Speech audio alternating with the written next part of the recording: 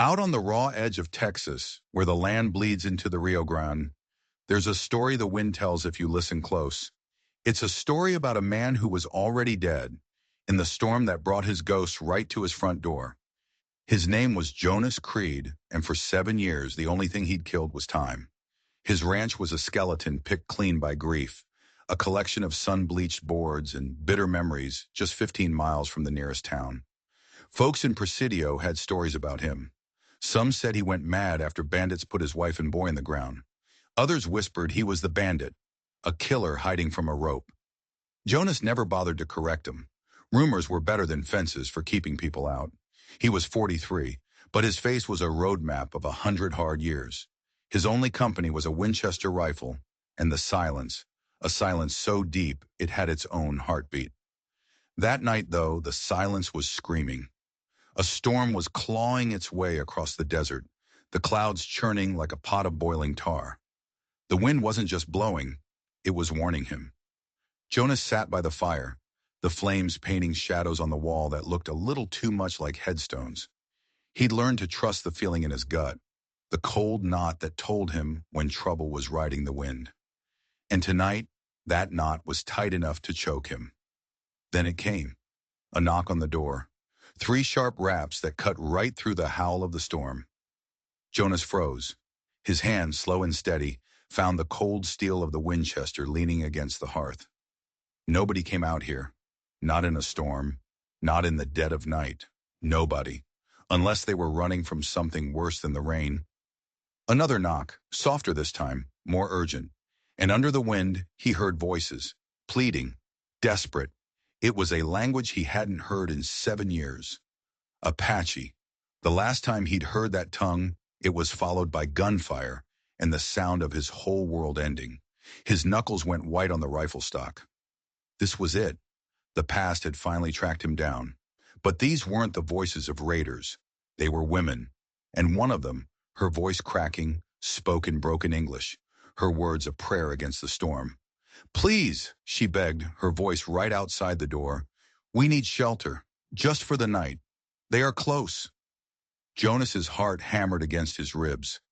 Every instinct, honed by 7 years of solitude and sorrow, told him to stay put, to let the storm swallow them whole, to let the past stay buried. But then the woman said something that changed everything. If they find us, she gasped, her voice choked with terror, they will kill us. And you. And behind her voice, another sound. Faint, but getting closer. The unmistakable thunder of hoofbeats. For 7 years, Jonas Creed had been a ghost.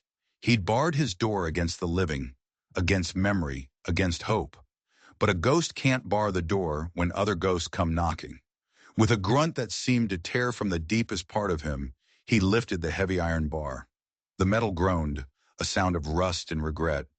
He pulled the door open just a crack, the wind trying to rip it from his hand. Huddled on his porch, silhouetted against the lightning, were 10 Apache women. Their clothes were shredded, their faces streaked with mud and blood. Their eyes were wide, but not with weakness. They burned with defiance. Fear, yes, but defiance. The woman who had spoken stepped forward. She was tall, with a fresh cut bleeding above her eye. She looked at Jonas, and her stare wasn't a plea. It was a challenge. I am Naira, she said, her voice steady despite the tremor of exhaustion. We have nowhere else to go. Jonas didn't say a word. He looked past her, into the swirling darkness, toward the sound of those approaching horses. He saw the ghosts of his own family on that porch, felt the cold memory of the night they were taken. He saw the same storm, the same fear. He saw a choice, the same choice he'd failed to make 7 years ago. Naira didn't flinch under his cold stare. She knew what he was, a broken man, haunted and dangerous. But she also saw the rifle in his hands and the way he held it. Not like a man ready to kill her, but like a man ready to kill for her. They'll be here soon, she said, her voice dropping. Men who wear uniforms, but they are not soldiers. They are monsters. Jonas's gut twisted. He knew the type. Men who used a badge as a shield for their sins. He looked at the women, soaked and bleeding. He saw a young girl clutching a small bundle that whimpered softly. A baby. His gaze met Naira's again. He saw her desperation, but underneath it, he saw a promise of violence. They weren't just running. They were looking for a place to make a stand. And they had just found it. He stepped back, pulling the door wide open. "Get in," he growled. The women shuffled past him, their worn moccasins silent on the floorboards. The air in the small cabin, once thick only with dust and grief, now filled with the scent of rain, blood, and fear. When the last one was inside, Jonas slammed the heavy door shut and dropped the iron bar back into place. The sound echoed like a gunshot, a final, definitive choice. The hoofbeats were louder now. The hunt was coming to his door. He turned to Naira, his face a grim mask in the firelight. "You brought your war to my porch," he said, his voice low and hard as stone. "That makes it my fight now." For the first time in 7 long years, Jonas Creed had something to live for. Or maybe, just maybe, something to die for. The cabin felt smaller now, crowded with the breathing of strangers. For years, the only sound had been the wind and the crackle of the fire. Now there was the soft whimper of a baby, the rustle of torn cloth as the women tended to their wounds, and the low, urgent murmur of their Apache tongue. Jonas leaned against the wall, the Winchester feeling like an extension of his own arm. He watched Naira. She moved with the coiled grace of a predator, her eyes constantly scanning the room, the windows, the door. She wasn't a victim seeking shelter. She was a warrior assessing a fortress. "Tell me their names," Jonas said, his voice flat. He wasn't asking about the women. He was asking about the men who were hunting them. Naira's jaw clenched. She spat the name out like poison. "Boone! Captain Silas Boone!" The name hit Jonas like a physical blow. He knew it. Everybody on the Rio Grande knew it. Boone was a phantom, a former Union officer who now enforced the law along the border. Official reports called him a hero who protected settlers from raiders. But the whispers in the saloons told a different story. A story of burned villages, stolen land, and Apache women who vanished in the night. "They said we were hostile," Naira said, her voice laced with a cold, burning rage. "We were hunting on our own land. Our land. They came at night. They burned everything." Her fist tightened, her knuckles white. "They killed our men. And they took the girls." The air in the room grew thick and heavy. The same old story, written in blood and lies across the Texas desert. Jonas felt a familiar rage, an old friend he thought he'd buried, stir in his gut. The rumors about his own family, that they'd been killed by an Apache raiding party, were lies he'd let fester to keep people away. But the truth was far uglier. They hadn't been killed by Apaches. They'd been killed by men exactly like Boone. Men with badges and black hearts, who saw the land and everything on it as theirs for the taking. This wasn't just Naira's fight. It had been his fight all along. He just hadn't known it. "How far behind?" he asked, his mind already shifting, calculating angles, defenses, kill zones. Naira tilted her head, listening to the storm, to the night.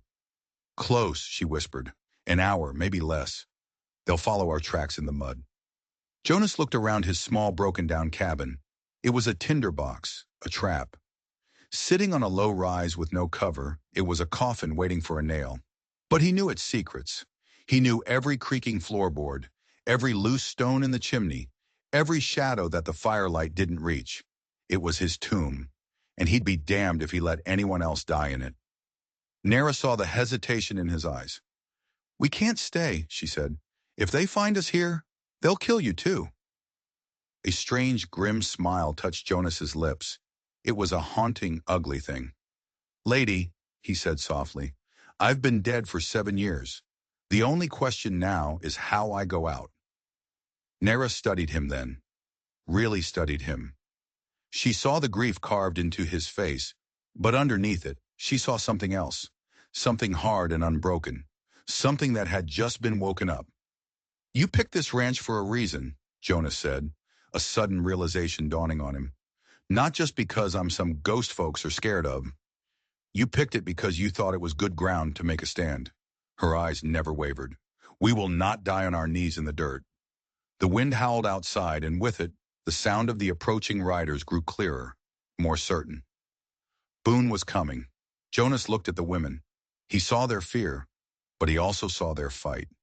He looked at the baby, a tiny, fragile spark of life in a world determined to snuff it out. 7 years of hiding. 7 years of letting the ghost win. No more. "There's a cellar," he said, his voice low and decisive. "Under the kitchen. Stone walls, trap door. You can hide there." Naira's response was instant. "No." She stood tall, the firelight catching the fierce determination in her eyes. "If we hide, they find us.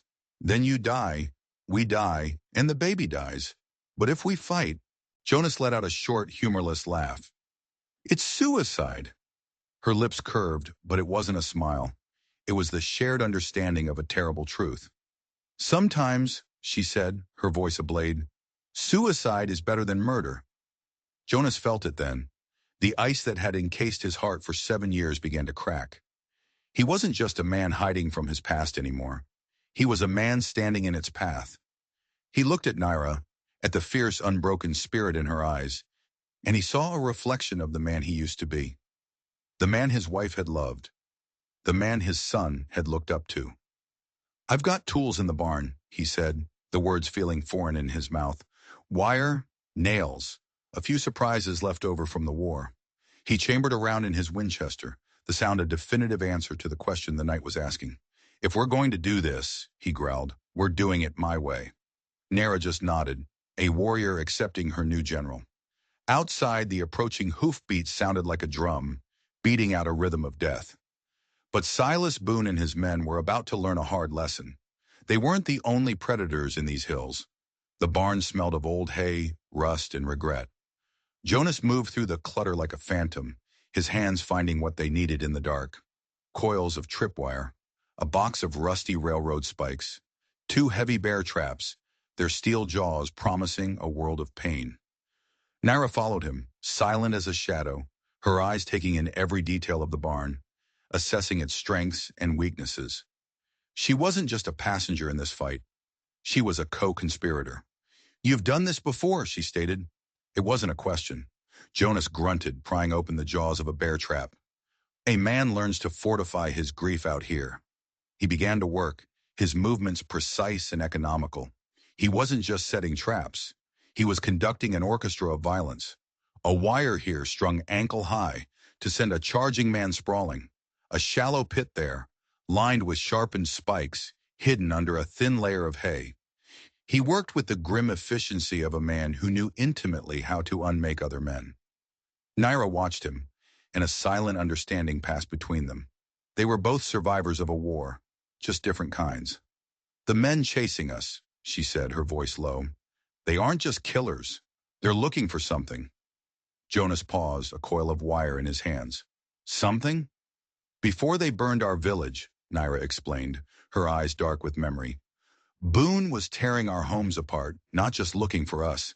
He was searching, frantic. He kept screaming about a ledger." A ledger. The word hung in the air, cold and heavy. This wasn't just a random act of brutality. It was targeted, calculated. "What was in this ledger?" Jonas asked. Naira shook her head. "I don't know. It belonged to the elders. A book bound in leather, filled with the white man's writing. They said it was our protection, our proof." "Proof of what?" Jonas's mind raced. Land deeds, treaties, whatever it was valuable enough to kill for. And Boone didn't get it, which meant— "You have it," Jonas stated, turning to face her. It wasn't a question. Naira didn't answer right away. She looked toward the house where the other women were waiting. Then her hand went to the small bundle clutched by the young girl, Ilara, the bundle that held the whimpering baby. But Jonas saw it then. It wasn't just blankets. Tucked inside, wrapped tightly against the infant's body, was a slim, leather-bound book, their last and only weapon. It was a shield made of paper and ink. And now Jonas and his broken-down ranch were the only things standing between that shield and the men who wanted to burn it. The stakes of the fight had just gotten impossibly high. Suddenly, a new sound cut through the storm. A sharp whistle from the darkness beyond the fence line. A signal. Jonas grabbed Naira's arm, pulling her deeper into the shadows of the barn. "They're here," he hissed. Peeking through a crack in the old barn wood, Jonas saw them. Torchlight danced across a dozen hard faces. Men on horseback, fanned out, their rifles held with casual arrogance. They were scanning the property, their movements slow and deliberate. They were hunters, savoring the moment before the kill. And leading them, sitting tall on a black stallion, was a man whose face was a study in casual cruelty. Silas Boone. His voice boomed across the yard, dripping with false friendliness. "Rancher, got some lost women in there with you? Send 'em on out, and we'll be on our way. No need for any trouble." Jonas felt a cold fury rise in him. He looked at Naira. Her face was a mask of hatred. "He won't wait long," she whispered. "He enjoys the hunt, but he loves the kill more." Jonas took a deep breath. 12 of them, maybe more hiding in the dark. The odds were insane. But then he looked at the leather-bound book hidden with the baby, and he knew they had no choice. They weren't just fighting for their lives. They were fighting for the truth. "Let's give him some trouble," Jonas muttered. As Boone's men began to dismount, cautiously approaching the house, the night exploded. There was a sharp, metallic snap, followed by a scream of agony that was music to Jonas's ears. One of Boone's men had found the first bear trap. Chaos erupted. Men shouted, horses shied. Boone's face, illuminated by the torches, twisted in a snarl of fury. "Watch your steps, you fool," he bellowed. Jonas allowed himself a grim smile. The first note in his symphony had been played, and the orchestra was just warming up. Silas Boone was used to fear. He thrived on it. He'd seen it in the eyes of settlers he'd extorted and villagers he'd slaughtered. But what he was seeing now wasn't fear. It was something else. Something he didn't understand. His men were moving forward, but they were hesitant, spooked. The scream from the man in the bear trap had unnerved them. They were stepping carefully now, rifles held high, their eyes darting into every shadow. They were expecting a fight from the old rancher, but they weren't expecting a smart one. Another scream tore through the night. A different man this time. He'd stumbled into one of the spike pits Jonas had dug near the side of the porch. "He's rigged the whole damn place," one of the men yelled, his voice tight with panic. Boone's face was a thundercloud. He had expected a quick, brutal end to his chase. Burn the house, grab the women, find the ledger. Simple. But this broken-down ranch had suddenly grown teeth. "Spread out," Boone roared, regaining control. "Two of you, circle around to the barn. Find another way in. The rest of you, lay down fire. Smoke him out." Jonas and Naira had already slipped back inside the house. Bullets began to thud into the walls, chewing splinters from the old wood. Windows shattered. The women who had been huddled by the fire didn't scream. They moved. With a discipline that shocked Jonas, they took up positions he'd laid out for them. The two older women grabbed the spare rifles he'd given them, their hands steady, their eyes cold. The younger ones, including Alara, who still clutched the baby in the ledger, took cover behind an overturned table, knives and sharpened sticks held at the ready. This wasn't a flock of sheep. This was a wolf pack. Jonas took his position by the front window, peering through a narrow slit. He saw two of Boone's men creeping toward the barn, just as he'd anticipated. He'd set a special surprise for them. He waited. The two men reached the barn door. One of them kicked it open, and that's when the world fell on top of them. A tripwire connected to the door released a heavy pile of old timber and rusted farming equipment Jonas had balanced in the rafters. The crash was deafening, followed by choked cries of pain. Two more of Boone's men were out of the fight. The gunfire from the remaining men intensified, a desperate, angry barrage. Boone's voice cut through the noise, filled with a new level of fury. "Enough games, Creed. You think you can hide in there forever? I know who you are. The coward of the Rio Grande. The man who let his family die because he was too weak to protect them." The words hit Jonas like a physical blow, stealing his breath. The taunt was designed to make him angry, to make him reckless. And it was working. He felt the old shame, the old guilt, rise up and threaten to choke him. But then he felt a hand on his shoulder. It was Naira. Her eyes met his, and in them he saw not pity, but a shared understanding. "He wants your rage," she said, her voice a steady anchor in the storm of his emotions. "Do not give it to him." She was right. Rage was a wildfire, useful but uncontrollable. What they needed now was ice. Jonas took a deep breath, the cold fury solidifying into something sharp and focused. He looked back out the window. Boone's men were advancing again, using the cover of their own gunfire to move closer. They were coming from three sides now, a classic pincer movement. But Jonas knew a secret about this land, a secret only 7 years of walking it in misery could teach him. He turned to Naira. "The back fence line," he said, his voice low and urgent. "There's a drainage trench. After a storm like this, the mud in it is deep, like quicksand." A flicker of understanding lit Naira's eyes. An ambush. Together they slipped out the back door, melting into the shadows as bullets tore through the space they'd just occupied. They moved low and fast, circling around to the trench. They could hear Boone's men slogging through the thick mud, cursing as it sucked at their boots, slowing them down. They were exposed. They were vulnerable. Jonas raised his Winchester. Naira drew a long, curved blade from her belt. They waited, their breathing synchronized, two predators waiting for the perfect moment to strike. Boone thought he was cornering his prey. He had no idea he just walked them right into the hunter's jaws. The night erupted in controlled chaos. Jonas's Winchester barked once. A single, definitive crack of thunder. The lead man in the trench went down without a sound. Before the others could even register what had happened, Naira was on them. She moved like a ghost, a blur of motion in flashing steel. There were two choked gasps, the wet, sickening sound of a blade finding its home, and two more of Boone's men collapsed into the mud. The remaining man panicked. He raised his rifle, firing blindly into the darkness.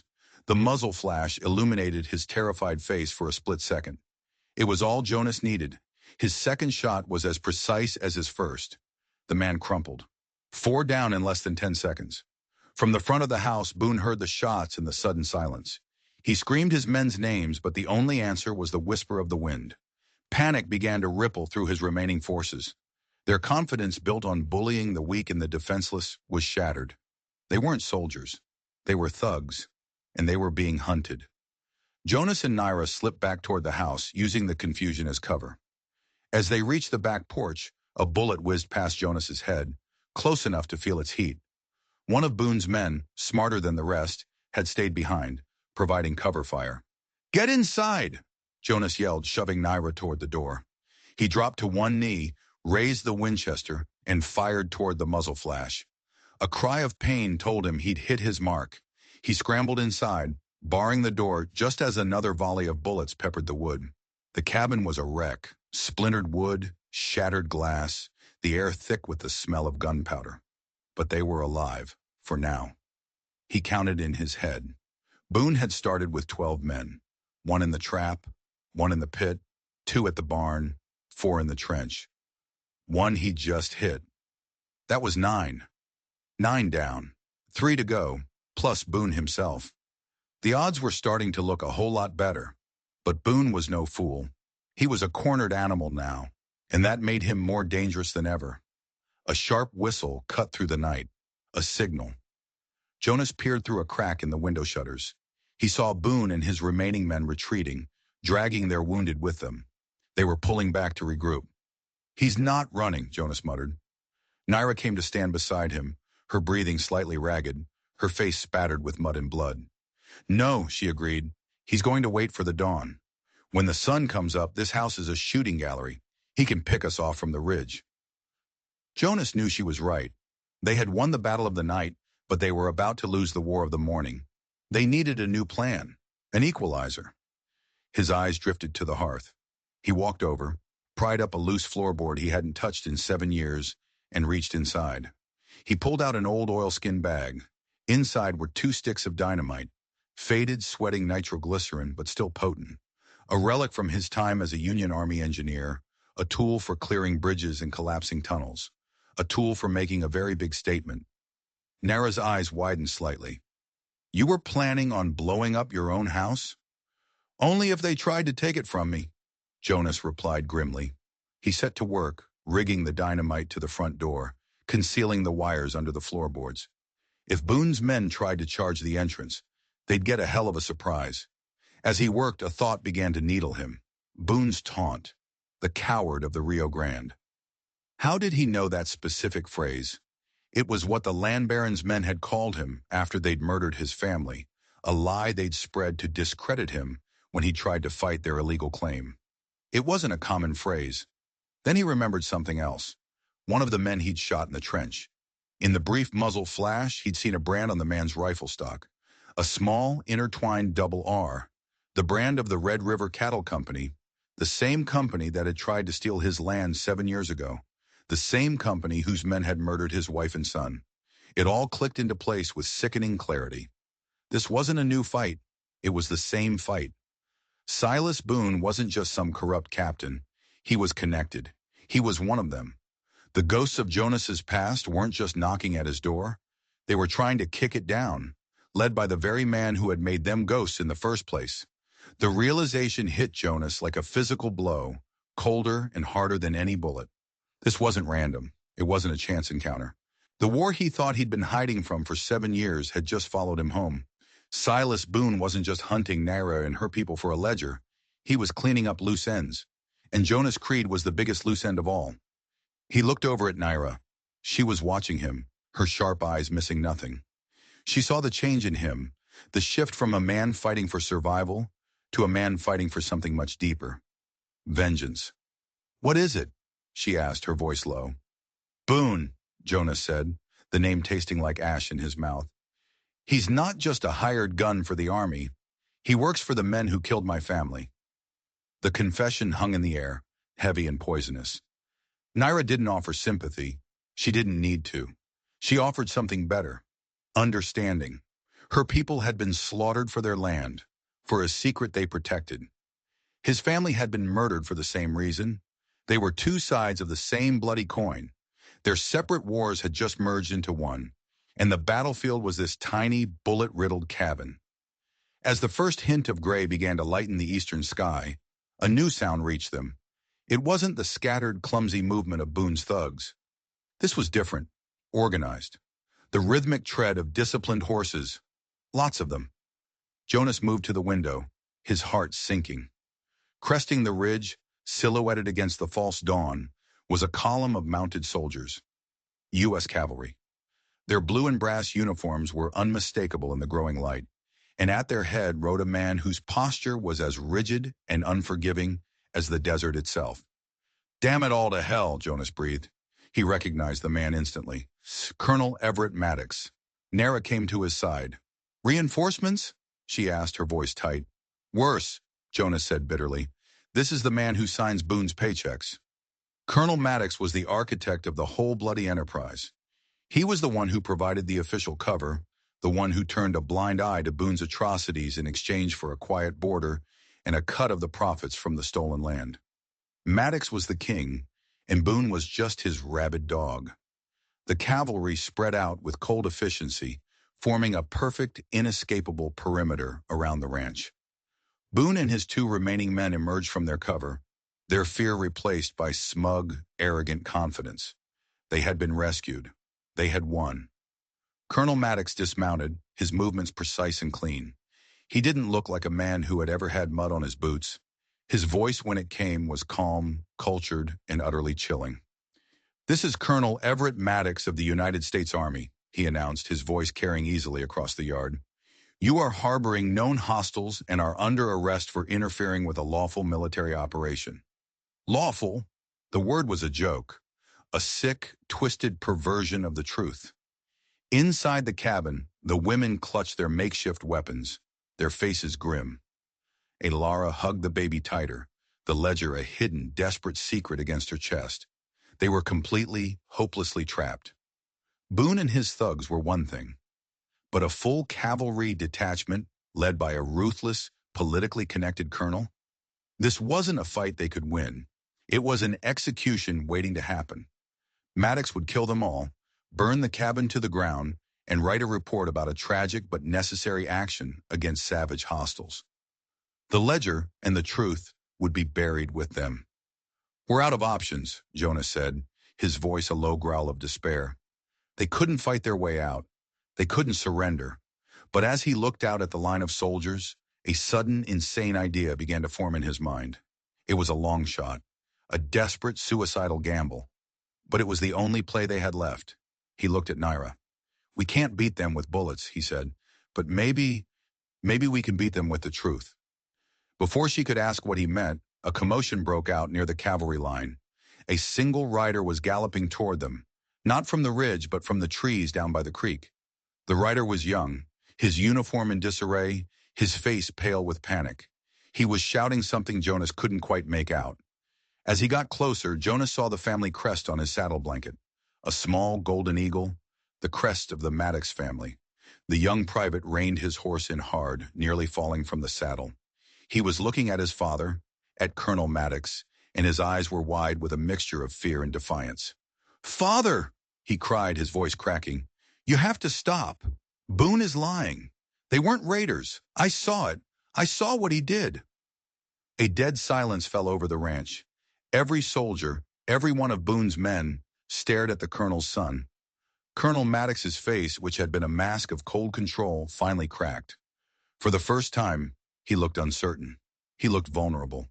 And Jonas Creed knew, in that single, heart-stopping moment, that they had just been handed a weapon more powerful than dynamite. They had a witness. The arrival of Private Luke Maddox was like throwing a lit match into a powder keg. The carefully constructed facade of military authority crumbled in an instant. The cavalry troopers exchanged uneasy glances, their rifles suddenly feeling a lot heavier. They were soldiers, sworn to follow orders. But the panicked, desperate words of their own colonel's son had planted a seed of doubt. And in the Texas desert, doubt could spread faster than a brush fire. Colonel Maddox recovered quickly, his face hardening back into a mask of command. "Private, you are overwrought and confused," he said, his voice dangerously low. "Fall in line. Now." But Luke didn't move. He sat on his horse, trembling, caught between the loyalty to his father and the horror of what he had witnessed. "No, sir," he stammered, his voice gaining a sliver of strength. "I won't be a part of this. I saw them. The village. Boone. He executed them. Unarmed men. Women." Silas Boone took a menacing step forward, his face purple with rage. "The boy is hysterical. He doesn't know what he's talking about." Jonas saw his opening. It was now or never. He grabbed a tattered white cloth, tied it to the end of his rifle, and pushed it out the broken window. "Maddox!" he yelled. "Let's talk. Or does your son's story make you nervous?" Maddox's eyes, cold as chips of ice, locked onto the window. He hesitated. For the first time, he was off balance. The script he had written for this morning's massacre had been thrown out. "Hold your fire," he commanded his men. Jonas opened the cabin door a crack. "Just me," he said, stepping out onto the porch, his hands raised but empty. Nara stood in the doorway behind him, a silent, watchful guardian. "You've got a problem, Colonel," Jonas said, his voice carrying across the yard. "Your boy here just told the truth in front of your entire command. That's a hard bell to unring." "You are a fugitive and a murderer, Creed," Maddox spat, trying to regain control. "You have no credibility." "Maybe not," Jonas shot back. "But he does." He nodded toward Luke. "And so do they." He gestured to Naira. 10 women and a baby. Are you going to tell your men they managed to overpower an entire Apache village? Are you going to tell them they're the hostiles you've been hunting?" He let the words hang in the air, letting the soldiers chew on the absurdity of it. He could see it in their faces. The doubt was growing. They were looking at the exhausted, wounded women, at the tiny, whimpering baby, and then at the sneering, blood-soaked face of Silas Boone. And the story wasn't adding up. "I have a proposition for you, Colonel," Jonas continued, pressing his advantage. "You want this to go away quietly. So do I. You let these women go. Give them safe passage north. In exchange, we keep this family matter quiet. Your son's testimony, what he saw, it stays here, buried in the mud." It was a bluff, a massive one. But it was believable. Maddox was a man who cared about appearances, about his career, above all else. A public scandal involving his own son, accusing him of covering up a massacre, would destroy him. Maddox's mind was clearly racing, weighing the options. Jonas could see the calculation in his eyes. He was considering it. But Silas Boone was not a calculating man. He was a creature of pure, violent impulse. And he saw his entire world, his power, his freedom, slipping away. "No!" he roared, his hand flying to the pistol at his hip. "We finish this. Now!" But he had misjudged the room. Before he could even clear the holster, two of Maddox's own sergeants were on him, their faces set in grim disgust. They had heard enough. They had seen enough. They ripped the pistol from his hand, shoving him to his knees in the mud.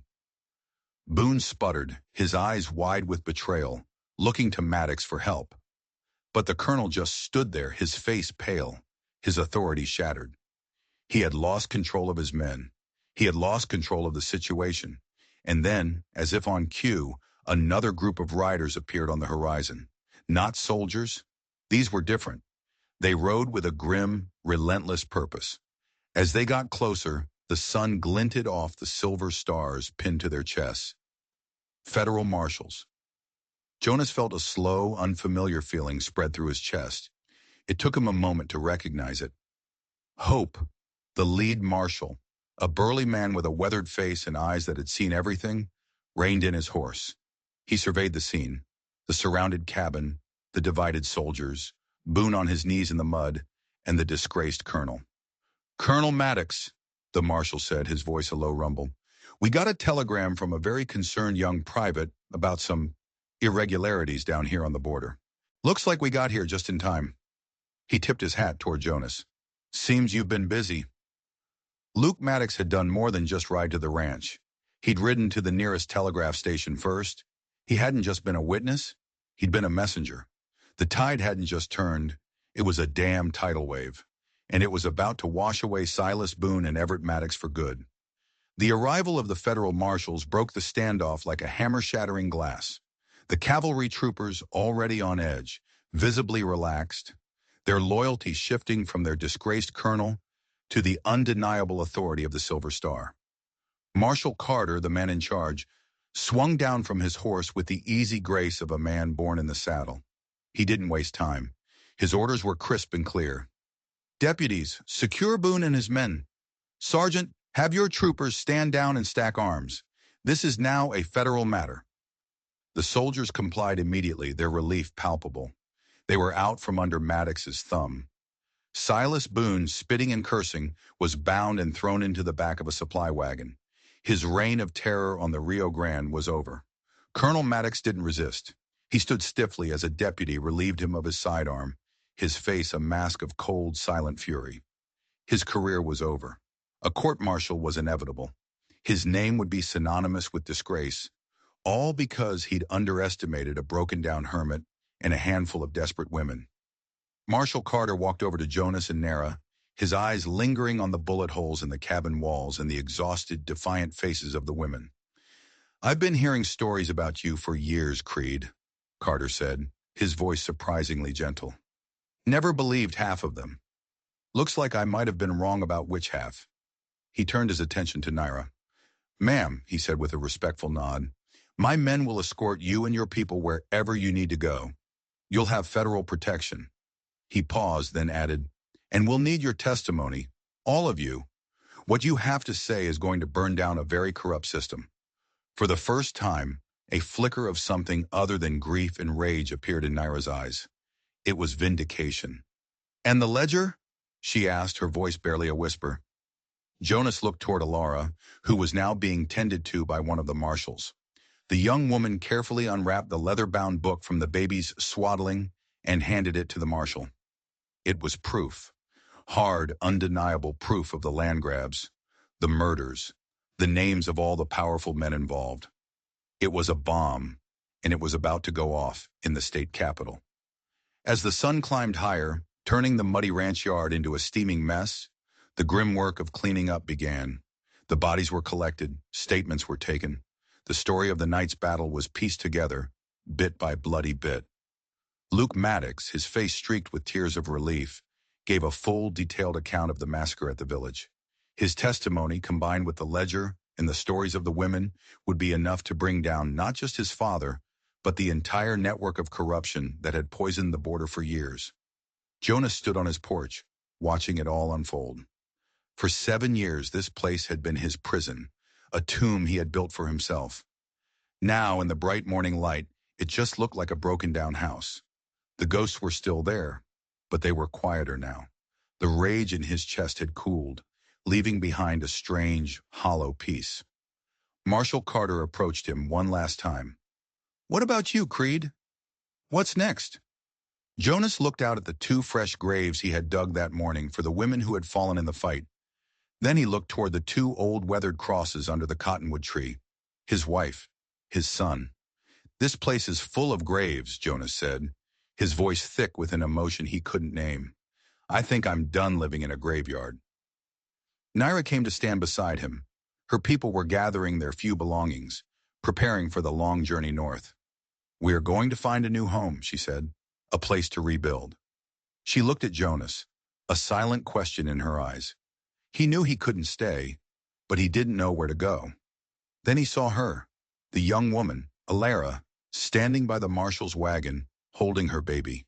She looked lost, alone, the last of her line with a long, uncertain road ahead. "Denver," Jonas said, the word surprising even himself. "I hear it's a growing town, a place a man can start over." He looked at Marshal Carter. "That baby is going to need a protector on the road." Carter grinned, understanding. "The West could always use more good men, Jonas." Nara extended her hand. Jonas took it. Her grip was firm, her hand calloused. It was the handshake of a fellow soldier, a survivor. "Thank you, Jonas Creed," she said. "No," he replied, shaking his head. "Thank you. You reminded me how to live." As Naira and her people rode north, and the marshals prepared to haul their prisoners east, Jonas Creed packed a single saddlebag. He took his rifle, a few tools, and the faded photograph of his wife and son that he'd kept hidden away. He walked over to Alara and the baby. "Looks like we're partners," he said, his voice softer than he'd intended. She looked up at him, her eyes filled with a fragile, cautious hope. Together they turned west, the rising sun at their backs. The Rio Grande, the river of blood and memory, flowed behind them. Jonas didn't know what lay ahead in Denver. He didn't know if he could ever truly outrun the ghosts of his past. But for the first time in 7 years, he was riding toward a sunrise instead of hiding from it. The dead man of the Rio Grande was dead no more. He was just a man on a long road with a promise to keep. The stories they tell about the West are usually about loud men with fast guns. But sometimes the most important battles are the quiet ones, fought in the darkest hours by people the world has already forgotten. People who learn that the only way to bury your ghosts is to finally stand up and fight them. If you believe the toughest fights are the ones we have with ourselves, and that everyone deserves a second chance at a sunrise, then you've found your camp. Hit that subscribe button and join the posse. There's another story just over that ridge, and you're not going to want to miss it.